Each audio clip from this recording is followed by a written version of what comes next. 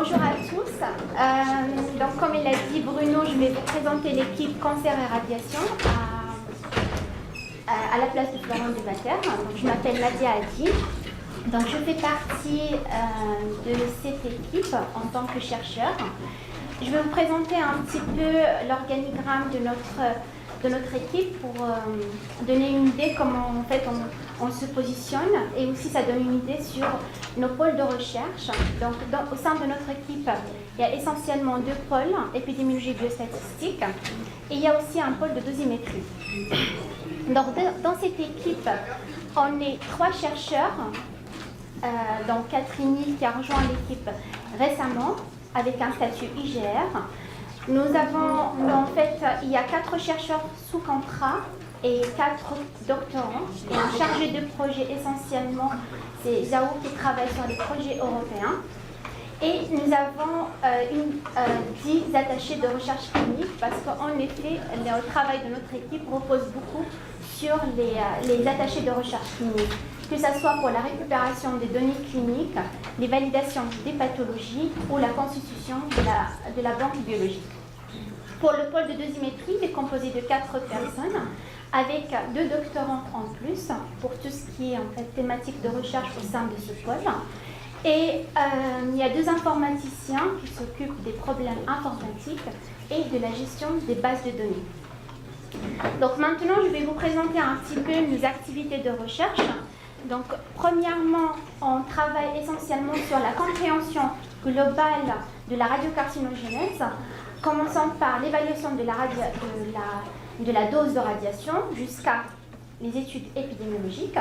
Nous nous intéressons beaucoup aux effets iatrogènes des traitements. Il y a un axe de recherche qui commence à être développé au sein de notre équipe grâce à l'arrivée de Agnès Dumas qui travaille sur l'après-cancer et l'impact social du cancer et des effets iatrogènes. Et à la fin, donc, il y a Catherine qui a rejoint notre équipe et qui continue à développer son thème de recherche sur l'épidémiologie descriptive du cancer. Donc, ces travaux sont réalisés au sein de différentes cohortes.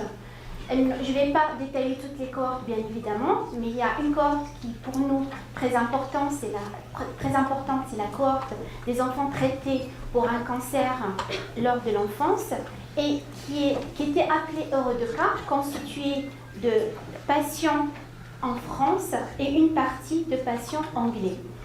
Donc cette cohorte est en cours d'extension, notamment pour la partie française, pour inclure 20 000 patients, et qui s'appelle la FCCCSS, French Childhood Cancer Survival Study, que je vais détailler plus tard. Nous avons aussi différentes cohortes sur les survivants du cancer de la thyroïde, les survivants de cancer du sein. Nous avons aussi une cohorte que nous suivons de patients traités par un angiome cutané lors de l'enfance. Cette cohorte est très importante en fait au niveau international, notamment pour étudier toutes les questions sur les faibles doses, parce que ce sont des patients qui ont été traités par curithérapie et donc ils ont reçu des doses très faibles par rapport à la radiothérapie externe. Et notre équipe a initié une cohorte de travailleurs du nucléaire qui inclut 10 000 travailleurs, et aussi elle a initié une cohorte sur les femmes qui ont eu des implants mammaires. Il y a d'autres études cas témoins qui sont très importantes dans notre équipe et qui font partie du réseau EPITIR que je vais détailler par la suite, et ça porte essentiellement sur l'étude de cancer de la thyroïde. Donc en fait, comme vous avez vu, il y a vraiment beaucoup de sujets. Donc ce que je vais détailler aujourd'hui, c'est surtout 4 points. Je vais commencer par l'évaluation de la dose de radiation, qui est développée au sein du pôle de dosimétrie. Donc là, c'est pour un contexte en fait général. Lors du traitement par radiothérapie d'un patient, donc la tumeur cible reçoit des rayonnements lors de la radiothérapie, mais il y a des rayons secondaires qui peuvent provenir du patient lui-même, de la tête de radiation, du blindage et aussi des neutrons. Donc, ce qui veut dire en fait que les organes qui sont sains reçoivent aussi une dose de radiation, d'où l'intérêt ou le besoin d'une estimation de dose à distance dans les organes qui sont sains et qui sont à distance du champ d'irradiation. Donc c'est ça le travail que font dans l'équipe de dosimétrie et de physique. Donc pour avoir cette estimation de la dose, donc les physiciens ont modélisé en fait les patients selon différentes positions de traitement. Donc là, on a différentes positions de traitement et en choisissant en fait un modèle pour une position de traitement donnée, ils en déclinent plusieurs modèles selon les différentes mensurations. Donc il y a bien évidemment un travail de recherche au préalable qui a été fait afin d'estimer les volumes des organes d'intérêt, comme le volume de la thyroïde et aussi le volume cardiaque. Donc, une fois la modélisation du patient est faite, donc ce modèle est introduit dans un logiciel de calcul de dose et donc pour simuler ou donner une estimation de la dose reçue aux organes à distance du champ d'irradiation. Donc là, c'est juste pour illustrer un petit peu ce travail. Et là, c'est en fait un travail qui a été publié l'an dernier par Christina, qui est dans cette équipe. Et en fait, ça montre un petit peu l'hétérogénéité de la dose au niveau de la moelle osseuse. Et donc, d'où l'intérêt de prendre en compte donc, cette hétérogénéité dans les travaux. On va voir ça par la suite. Et on voit très bien en fait le gradient de la dose qui varie du rouge, où c'est des doses très fortes, à la teinte bleue qui présente des doses beaucoup plus faibles. Donc ces estimations de doses révèlent un problème ou en fait une question sur l'incertitude de cette estimation de dose. Et il y a un travail qui est mené par les chercheurs de cette équipe, des statisticiens et aussi les physiciens, afin donc d'estimer cette incertitude et d'arriver à mieux corriger ces doses et de diminuer donc cet effet d'incertitude dans le cadre d'un projet national qui s'appelle Peridose Quality. Donc maintenant, je vais vous parler des effets iatrogènes des traitements de cancer et je vais plutôt me concentrer sur les effets iatrogènes après traitement d'un cancer dans l'enfance. Et donc là, c'est des diapos que vous avez déjà vus présentés par Florent, mais en fait, c'est toujours pour répondre à la question, les effets iatrogènes, ce n'est pas qu'une question du passé, mais aussi on voit que l'incidence des cancers secondaires continue à augmenter chez les patients qui ont été traités plus tard que 65. Donc ça, on l'observe aussi pour les maladies cardiaques et pas que pour les seconds cancers. Et c'est ce qu'on observe ici par une augmentation de l'incidence des maladies cardiaques pour des patients qui ont été traités entre 80 et 85. Et même l'incidence, elle est beaucoup plus élevée par rapport à avant, car il y a eu une introduction des chimiothérapies cardiotoxiques comme les anthracyclines qui sont connues par cette cardiotoxicité. Donc là, qu'est-ce qu'on fait? On étudie pour ces effets iatrogènes dans le cadre de la cohorte des patients traités pour un cancer dans l'enfance. Nous étudions aussi les maladies cérébrovasculaires. Là, je vous présente en fait un travail qui a été publié sur la mortalité, l'augmentation de la mortalité par maladie cérébrovasculaire en fonction de la dose reçue au niveau du polygone de Willis au niveau du cerveau. Il y a un travail qui est en cours sur l'incidence des maladies cérébrovasculaires qui est soumis récemment. Là, c'est en fait l'augmentation du risque de diabète en fonction de la dose reçue au niveau du pancréas. Rodri a publié récemment un article sur le risque de leucémie après traitement toujours du cancer de l'enfance. Et là, c'est en relation avec la dose reçue au niveau de la moelle. Et ce qu'il a pu montrer, en fait, que en présence des agents alkylants, on masque l'effet des radiations. Donc, en fait, c'est juste pour dire aussi qu'on a les données de la chimiothérapie détaillées par type de drogue et aussi par dose. Il y a eu aussi un travail fait sur la réserve ovarienne. On voit que la réserve ovarienne en fait a diminué en présence par exemple d'un traitement par agent alkylant et radiothérapie comparé aux agents alkylants seuls ou la radiothérapie seule. Dans notre équipe et grâce à un travail en fait de Amine qui a effectué sa thèse chez nous, et en fait c'est un travail qui est important maintenant qui commence à se développer de plus en plus dans nos travaux, c'est la mise en place en fait, des analyses pour prendre en compte les données fonctionnelles, et ceci en fait dans ce cadre-là de ce travail qu'il a publié afin de prendre l'hétérogénéité de la dose au moment du traitement.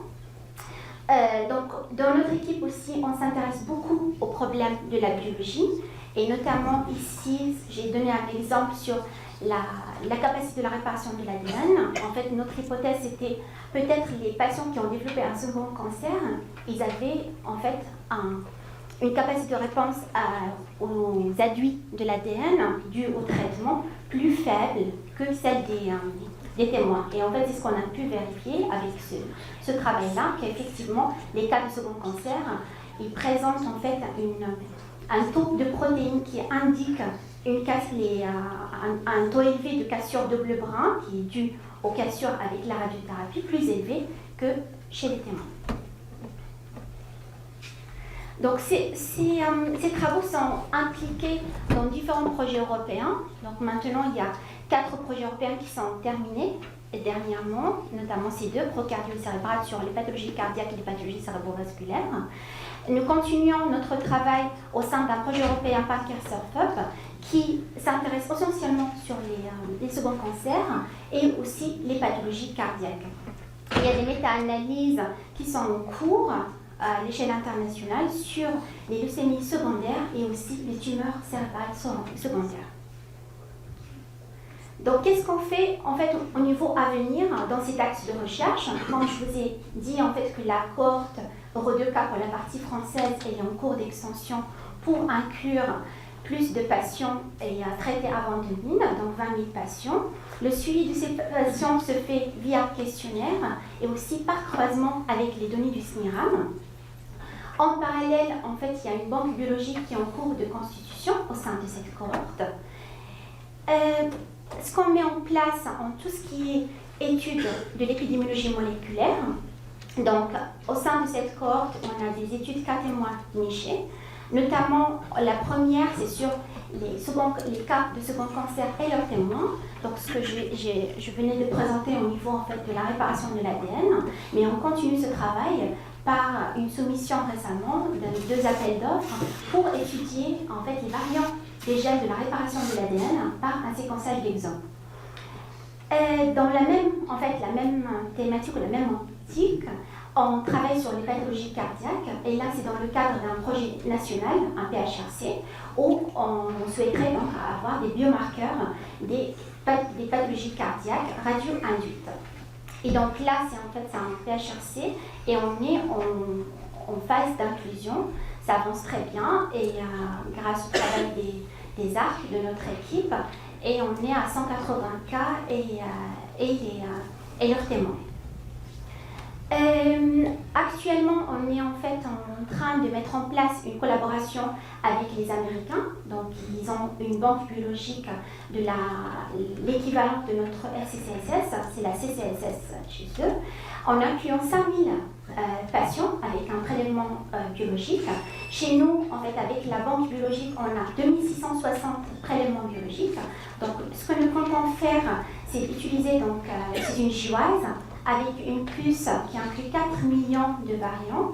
Et ce qu'on souhaiterait faire, ce n'est pas une étude cas témoin, mais plutôt une étude cas cohorte, ce qui nous permettra en fait d'étudier d'autres pathologies d'intérêt, pathologies hétérogènes comme les maladies rénales ou les pathologies cérébrovasculaires, le diabète ou les cataractes, en fait toutes les autres pathologies iatrogènes. Donc voilà, j'ai fini avec cet axe-là. Maintenant, je vais vous parler donc du nouvel axe qui est développé par Agnès, qui est là, qui est bien sûr qui serait partante pour toute discussion, parce que pour moi c'est pas du tout mon domaine. Donc je vais essayer de dire 2 mots. Donc cet axe sur l'après-cancer, notamment en fait sur l'impact social du cancer et de ses effets iatrogènes dans la sphère essentiellement professionnelle. Donc ce qu'elle développe, Agnès, c'est une méthode en fait mixte entre des données quantitatives et des données qualitatives. Donc ce qu'elle utilise, c'est des données quantitatives qui proviennent via les questionnaires qu'on a, notamment Eurodeka, et bientôt Agnès va utiliser aussi les données de la FCCSS. Après, elle travaille avec en fait, au sein d'une cohorte Canto, qui est une cohorte de patientes traitées pour un cancer du sein qui est développée à l'IGR, et aussi donc, une cohorte piquant sur ce qui me semble, si je me rappelle bien, c'est les travailleurs indépendants. Donc après, il y a en fait un tirage au sort, il y a un échantillonnage aléatoire, et donc il y a une récupération des données qualitatives via des questionnaires qui sont plus détaillés au niveau de sociologie. Donc après, l'objectif d'Agnès, c'est en fait de développer des recherches interventionnelles pour diminuer l'inégalité sociale de santé après le traitement d'un cancer. Donc voilà, enfin, donc je vais vous parler maintenant, c'est le dernier axe qui est aussi très important dans notre équipe et qui porte sur l'épidémiologie du cancer de la thyroïde dans la population générale. Donc notre équipe fait partie d'un réseau EPITIR avec, en fait, il y a 5 grandes études cas témoins.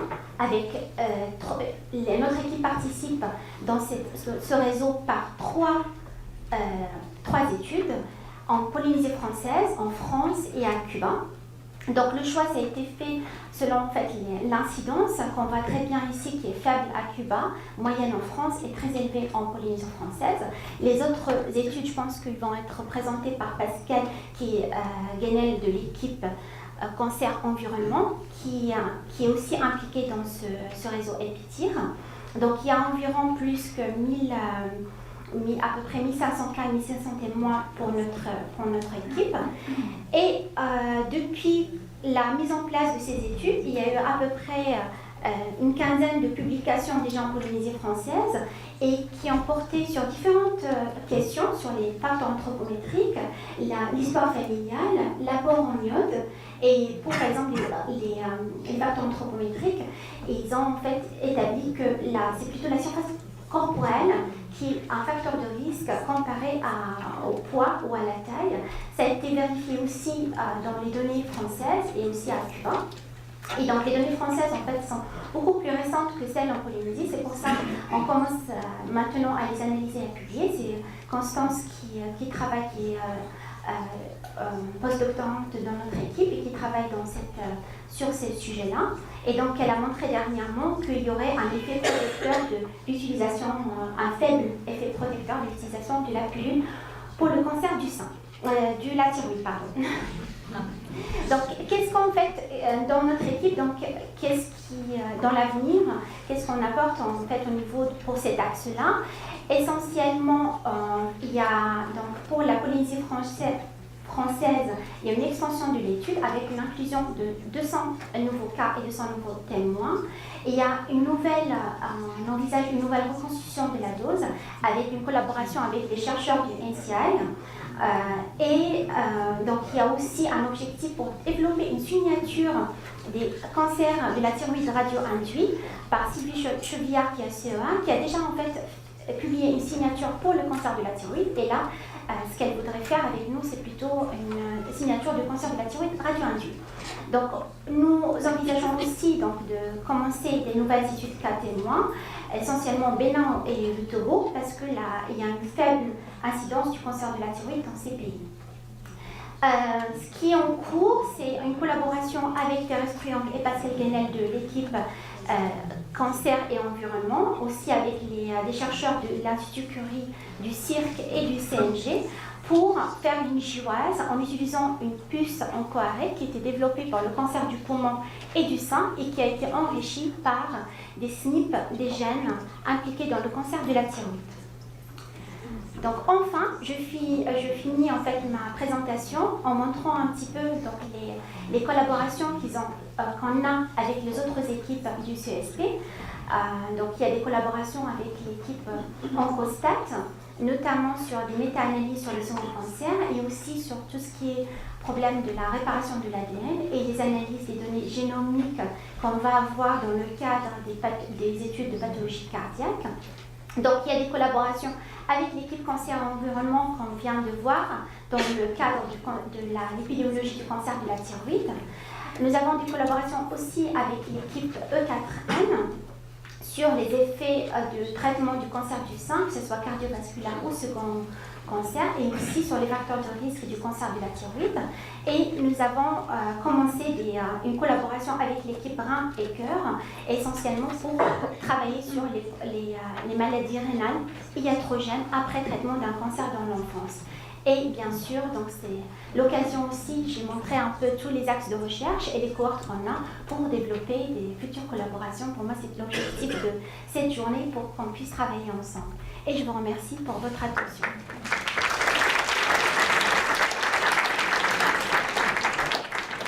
Très bien, merci. Et à l'évidence, vous pourrez avoir des collaborations avec l'équipe développement et affect, puisque... Bien sûr, tout à fait, tout à fait. Est-ce qu'il y a des questions? Moi, je ne comprends pas le terme. Je ne comprends pas le terme molecular epidemiology. Qu'est-ce que ça veut dire? Molecular épidémiologie, c'est vrai que c'est un mot qui est à la mode et qu'on a plus tendance à l'utiliser pour dire en fait que vous ne travaillez pas qu'avec les données cliniques épidémiologiques, mais aussi des données en incluant des biomarqueurs et des données génétiques. En fait, pour résumer ça, parce que sinon on peut dire des études génétiques ou des études biologiques. Donc on parle de biologie moléculaire. En fait, c'est les termes molécules, ADN, protéines, ARN messager. Et déjà, epidemiology, ça fait une petite partie de toute la recherche. Pourquoi on cherche les sous-clans dans un clan qui est déjà petit? C'est une question générale, je ne comprends pas. Non, c'est de la rhétorique, c'est de la rhétorique scientifique. Qu'est-ce que ça veut dire? Est-ce que ça nous avance? Non, bien sûr. Parce que pourquoi pas biomarker epidemiology? Non, mais c'est qu'est-ce qu'on va faire? Rhétorique, ça veut dire que c'est juste un outil de langage qui est fait pour asseoir son pouvoir. Donc, c'est complètement con.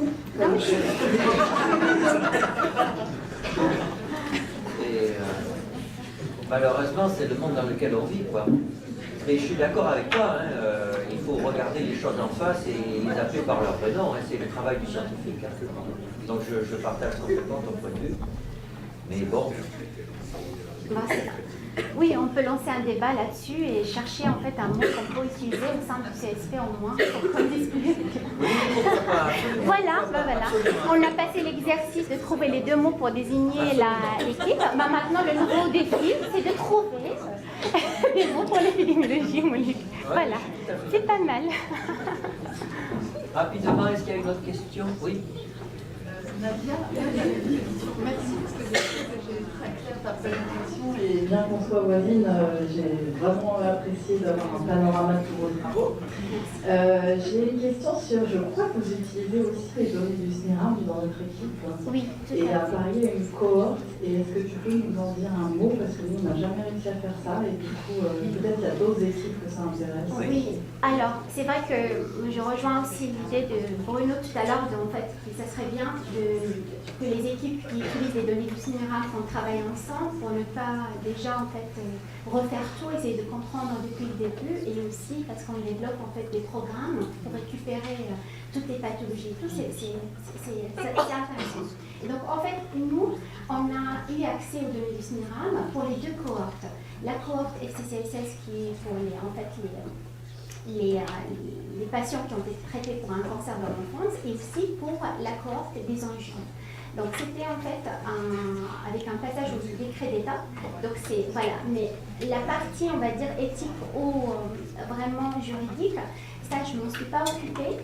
Et en fait c'est une personne qui était dans notre équipe, Julie, qui s'en est occupée. Donc on a un petit peu, elle nous a laissé toute une trace de tout ce qu'elle a fait.